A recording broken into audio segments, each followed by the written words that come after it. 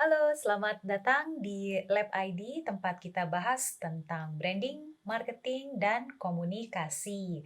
Kali ini kita akan bahas bersama Gue Faisal, sebagai. gue kreatif di Lab ID. Oke, jadi karena ada seorang kreatif di sini dan kebetulan aku adalah strategis, kita akan bahas tentang brand yang baru ngeluarin produk baru dan ngebahasnya dari dua sudut pandang yang berbeda. Satu kreatif dan satu adalah strategis. Nah, Sal, boleh dibantu nggak? Kita mau bahas brand sama produk apa? Oke, jadi beberapa hari ke belakang memang gue lagi browsing online, terus gue Hmm. dipapar sama satu iklan digital. Ini brandnya gue tahu banget, ini untuk produk bayi. Tapi yang membuat gue tertarik sama iklan ini adalah ternyata produk bayi ini ngeluarin uh, brand bayi ini ngeluarin produk untuk kategori dewasa dengan tampilan brand yang masih sama secara look and feel-nya gitu untuk kategori bayi gitu. Nama brandnya adalah Sweet Sal. Jeng jeng. Sweet Sal tuh ngeluarin body mist for adult. Jadi secara look and feel ini masih memakai icon dari Sweet Sal itu sendiri yang anak kecil berjambul gitu dengan warna kuningnya itu Ya. gitu. Jadi memang um, secara penulisan only for adultnya itu kecil banget gitu. Jadi secara branding look and feel-nya semuanya masih serupa dengan si Sorry guys, sebentar. Tiba-tiba di jendela kita ada kucing. Kelihatan nggak? Mawang ya. Sorry. Penghuni tetap di lantai 2. Ada tulisan adultnya ya dia di kemasannya, Sal? di iklannya itu ada tulisan adultnya gitu. Jadi memang secara penulisan dia hanya kecil, tidak terlalu prominent. Yang lumayan kentara itu dan lebih besar itu adalah si tulisan Switzerland justru dan icon si bayinya gitu. Icon si bayinya ini gede banget nggak? Lumayan gede. Jadi secara proporsi eh, sebenarnya karakter brand produknya Switzal kan udah kentara ya, semua orang udah pada tahu juga. Pertama dari warnanya itu kuning yang identik dengan warna brandnya. Terus kemudian ada logo dengan icon bayinya juga. Terus kemudian di bagian bawahnya itu ada icon bayi yang sebenarnya itu lebih diperbesar gitu bentuknya. Oke, itu jadi masalah nggak menurut lo ketika produknya adalah untuk si ibu dewasa, tapi ilustrasinya adalah si ilustrasi bayi? Dari opening gue ya, Yap. ini ada plus minus sebenarnya. Plusnya adalah, gue bicara plusnya dulu ya. Plusnya itu adalah Swissel nggak harus repot-repot untuk mengkomunikasikan sebuah produk baru karena mereka udah punya brand recall yang kuat. Hmm. Ketika konsumen mau mencari produk Swissel, udah langsung cepet nih kelihatan warnanya kuning, ada icon bayinya, udah langsung cepet lah dapat gitu. Tapi minusnya adalah konsumen juga salah membeli nantinya. Bingung ya? Bingung membeli karena ditakutnya karena ikonnya adalah ikon bayi sehingga mereka membelinya itu bukan untuk diri mereka sendiri, bukan untuk ibu gitu, tapi untuk Yap. bayinya mereka sendiri gitu. Dan ini ada beberapa testimoni, bukan testimoni ya, tapi komen tentang mereka salah keliru, dikiranya untuk bayi tapi sebenarnya untuk dewasa dan disarankan sebenarnya ya digunakan oleh dewasa. Menurut lu seharusnya lebih baik gimana ya? Eh, Lebih baik sih sebenarnya gini, ada beberapa treatment yang bisa digunain untuk membedakan kategori produk gitu ya. Jadi ketika kita berbicara tentang packaging, ada beberapa eh, elemen yang sebenarnya bisa memberikan pembeda gitu. Kayak misalkan salah satu contoh adalah warna. Mungkin ini gue mencoba eksplorasi warna dari Switzal. Mungkin kalau misalkan untuk kategori di luar bayi, mungkin bisa menggunakan warna-warna yang lebih mature lagi. Apakah dia lebih darken, misalkan kuningnya lari ke arah orange, misalkan bisa seperti itu ya. Jadi meskipun dengan logo dengan brand yang sama, tapi dengan color treatment pada body packaging yang berbeda, itu mungkin akan memberikan satu signifikan impact gitu untuk audiens memilih gitu. Artinya color authority mereka yang sebelumnya kuning, gradasi warnanya digelapin gitu untuk si ibu. Itu cara satu misalkan. Cara satu. Cara kedua misalkan bisa jadi aksen warna ini menjadi hint dalam desain. Jadi misalkan ada overall produknya masih berwarna kuning, tapi nanti ada labelnya yang mungkin berwarna lain misalkan, gitu. Untuk ibu gitu Untuk ya. ibu yang lebih memperjelas bahwa ini kategori produknya untuk siapa gitu. Kalau ilustrasinya bayi yang gede menurut lu digimanain tuh? Untuk bisa membantu ngasih lihat ini sebenarnya untuk ibu.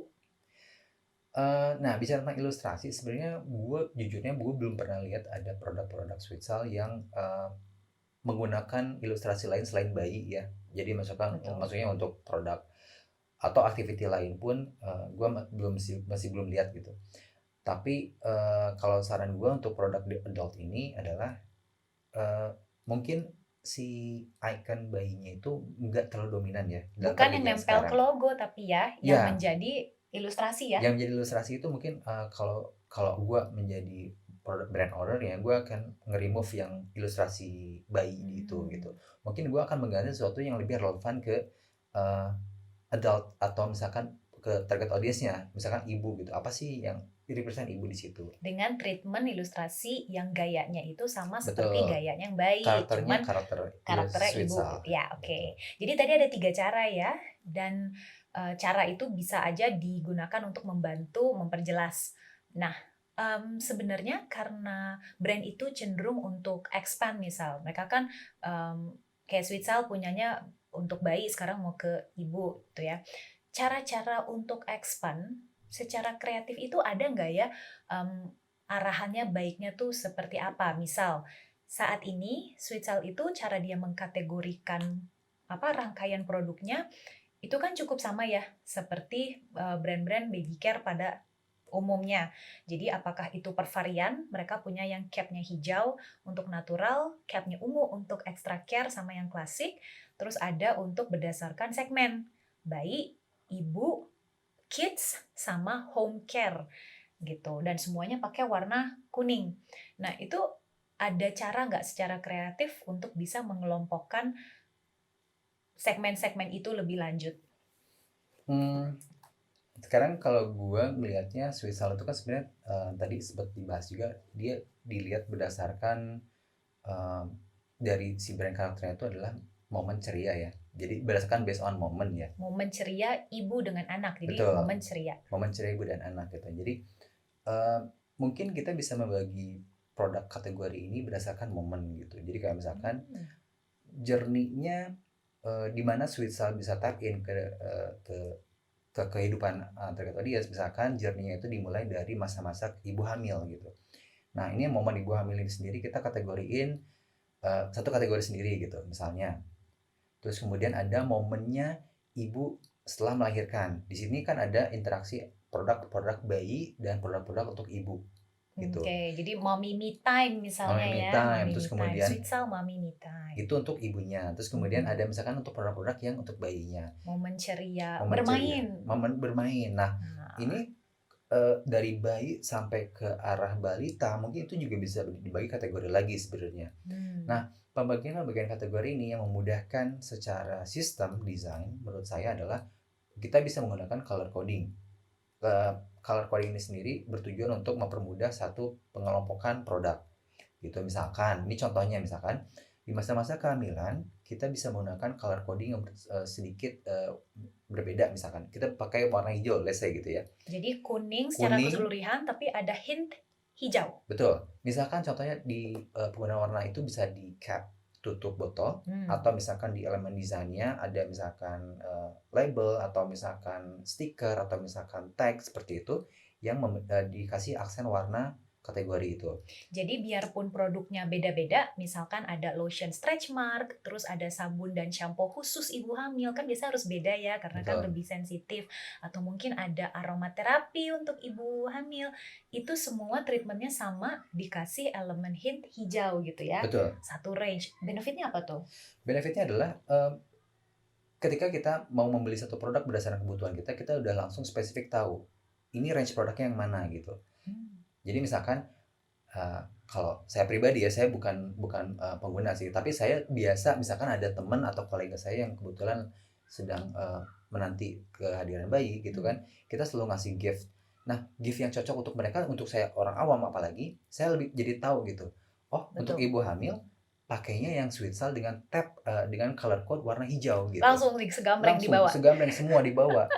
Ada kategorinya dari mulai Cuan, sampo, sabun, semua yang ada hijau-hijaunya dari Swisal kacing. kita bisa bawa terus kita kasih deh ke mereka gitu. Jadi bukan hanya kepada konsumen itu memudahkan, tapi kepada orang yang non konsumen pun itu Betul, menarik ya. betul karena menurut saya packaging yang works itu adalah packaging yang bisa universal Hmm. secara sistem dan bisa dimengerti oleh semua kalangan gitu.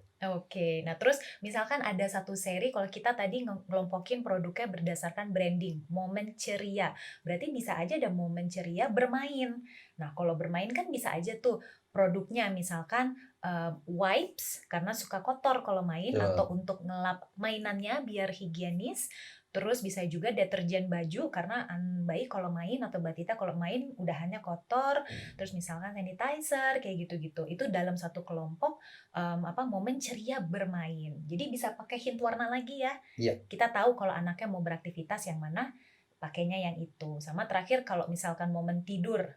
Ini kalau aku ngedengerin penjelasannya Faisal berarti kuning tetap color authority packagingnya, tapi ada hint warna biru tua misalkan. Karena kalau untuk tidur produknya semisal bisa anti nyamuk, krim anti nyamuk, rash cream biar tidurnya nyenyak, nggak ada rash, nggak gatel, sama mungkin aromaterapi yang bisa bikin bayi lebih nyenyak tidurnya gitu ya untuk malam-malam.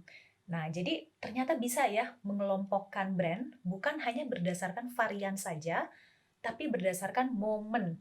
betul. Dan momen ini balik karena brandingnya Switzerland tentang momen ceria. Sebenarnya untuk membagi membagi apa namanya pembagian produk itu bisa macam-macam sebenarnya. Tadi kan berdasarkan momen, terus ada juga berdasarkan function. Kalau range produk yang memang tidak terlalu banyak, kita bisa membaginya lebih simpel sebenarnya. Hmm. Seperti itu. Dan memang yang harus diperhatikan dalam membagi kategori-kategori ini, prioritas utama adalah si brand identity dari si packaging itu sendiri. Itu jangan sampai yang menjadi hilang atau blur gitu. Hmm. Misalkan Switzerland dengan warna kuningnya, sebisa mungkin itu yang tetap masih Konsisten, konsisten gitu, betul. konsisten dan kalau sebisa mungkin itu dominan gitu. Jadi Hmm. orang masih recall, oh brand Switzerland tuh yang warna kuning, bukan warna hitam, bukan warna merah, bukan warna yang lain gitu. Dan itu unik ya, karena brand-brand bayi yang menggunakan color authority itu bisa dibilang mungkin cukup unggul punyanya Switzal ya, karena kalau brand lain cenderung akan mengubah warna kemasannya mengikuti varian. Nah, Betul. jadi keuntungannya kalau di supermarket gimana tuh? Betul, sebenarnya kalau dari kita lihat di penempatan di display ya terutama gitu ya. Ketika kita ngelihat di shelf display itu akan lebih langsung striking sih, outstanding gitu. Ketika Hmm. ngelihat oh ini rangkaian yang warna kuning, produk-produk warna kuning itu pasti Switzerland. Berbeda misalkan Nice. dengan produk-produk yang warna-warna lain ya, yang misalkan ada warna-warni berdasarkan color coding variannya gitu, yang mereka berubah seluruh badan packagingnya dengan warna-warna varian gitu. Betul. Itu secara konsistensi brandingnya akan susah untuk diingat sebenarnya. Karena dia hanya bertumpu pada si logo atau identitas visual gitu ya. Kalau Betul. dari jauh mungkin orang nggak bisa baca gitu ya. Dan secara komunikasi pun kita akan lebih mudah. Misalkan ini, kita mau komunikasikan range produk untuk ibu hamil gitu ya. Kita cuma tinggal bilang, cari yang warna hijau gitu Ya, ya. cari sweet sal yang ada hijau-hijaunya. Betul, itu untuk ibu hamil gitu. Berbeda dengan kita mengkategorikan produk dengan berbagai macam warna untuk ibu hamil. Misalkan Hmm. sampo ibu hamil dengan caps warna biru. Terus Hmm. misalkan apalagi untuk apa? Mark apa mark? Mark apa tuh? Apa namanya? Stretch mark. Stretch mark. Stretch mark itu misalkan warnanya merah misalkan. Beda-beda di Betul. deskripsiinnya ya, Secara ada banyak yang harus komunikasinya itu diingat. akan banyak yang dibilangin gitu. Nah, itu pengaruhnya apa? Itu adalah cara kerja, pola pikir atau otak konsumen. Mereka kalau mau membeli sesuatu, kalau brand-nya kuat, urutannya itu adalah pertama, brand apa yang aku mau cari, kategorinya apa, baru kemudian fungsinya untuk apa, baru yang terakhir variannya mau yang mana. Jadi orang biasanya akan beli kalau dia udah tahu dia mau apa, "Eh, tolong ini dong titip beli," misal, brand Sweet Sal untuk ibu hamil yang ada hint hijaunya, produknya si stretch mark. Kalau mau aku variannya pengen yang wanginya mawar. Jadi nanti ada gambar bunga mawarnya, semisal. Gitu cara biasanya orang mendeskripsikan kebutuhan produknya dia. Jadi kita memudahkan pola pikir konsumen menjadi sesuatu yang bisa dia lihat di rak supermarket, gitu ya? Betul, itu namanya nomenklatur dalam desain sebenarnya. Oke, sip kalau gitu. Ada lagi? Oke, satu menambahkan lagi sebenarnya produk ini tuh kalau opini gue ya, gue juga dulu seingat gue menggunakan Swisal ketika gue masih bayi. Oh iya, Jadi gue juga. jadi ini menurut gue Swisal tuh ngelihat opportunity yang baru ketika eh, dulu mungkin ya kalangan target audiensnya mereka sekarang adalah bayi-bayi yang memang menggunakan produk Swisal. Jadi mereka yang sudah recall punya memoris yang bagus dengan produk-produk Swisal, familiar dengan baunya, dengan produk-produknya juga gitu ya. Ketika mereka menjadi ibu, mungkin mereka juga mempunyai sense of nostalgia gitu. Ada nostalgic moment juga di situ gitu. Dan menurut kita ini clever banget sih opportunity yang ditapin oleh Sweet Sal untuk ibu gitu. Jadi artinya generasi yang pakai sweet sal dulu udah gede, sekarang mereka meneruskan habit dan legacy menggunakan brand yang sama ke anaknya. Jadi brand ini punya peluang untuk punya heritage karena dari generasi ke Betul. generasi terus dipakai dan itu ditanamkan karena produk yang wanginya sama antara wangi bayi dengan wangi orang dewasa kayaknya baru dikeluarin sama Sweet Sal ini ya. Ya, ya. Biasanya rangkaian untuk ibu itu dikeluarkan dengan wanginya yang beda, beda sama bayinya gitu.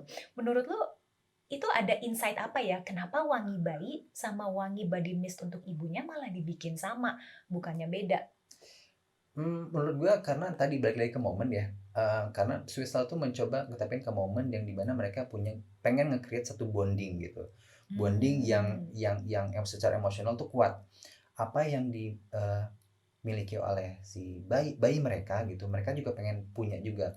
Mungkin yang itu ketika mungkin mereka si anaknya udah bisa ditinggal kerja, mungkin someday eh, si ibunya tuh nggak terlalu kangen mungkin karena dia masih merasakan wanginya si bayi si anak ketika mereka bekerja kurang lebih seperti Jadi itu. meredam apa separation anxiety gitu ya Betul. antara ibu sama anak gitu dan itu juga artinya bisa meningkatkan bonding antara ibu dan anak ketika terpisah jarak misalkan dia jadi keinget terus Mm-mm. dan itu bisa membantu si ibu untuk memproduksi hormon oksitosin atau hormon kebahagiaan gitu wangi yang mengingatkan mereka sama bayinya dalam rangka bonding itu mengeluarkan istilahnya rasa yang nyaman, rasa yang enak, rasa yang happy.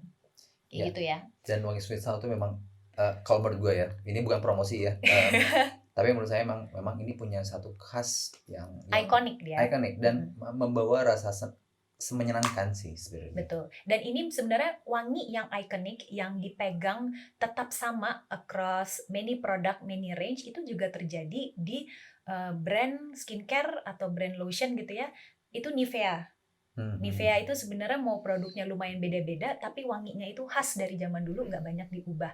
Gua rasa itu juga salah satu kekuatan yang dimiliki oleh Sweet Sal. Dan kalau melihat beberapa beberapa komen, sorry bukan komen tapi beberapa campaign ya gitu ya, wangi ini menjadi salah satu USP yang ditawarkan gitu. Jadi ini adalah wangi khas Sweet Sal. Itu udah jadi kekuatan Udah brand. jadi kekuatan brand gitu. Jadi bukan sekarang udah naik level sebenarnya. Bukan hanya visual aja, bukan verbal aja, tapi sense-nya juga bertambah sekarang. Aroma itu jadi oh ini bau Sweet Sal nih gitu. Dia ngebangun brand itu dari 5 panca inderanya manusia ya, multisensori. Betul, Visualnya dibikin konsisten dari icon bayi dan warna authority, color authority.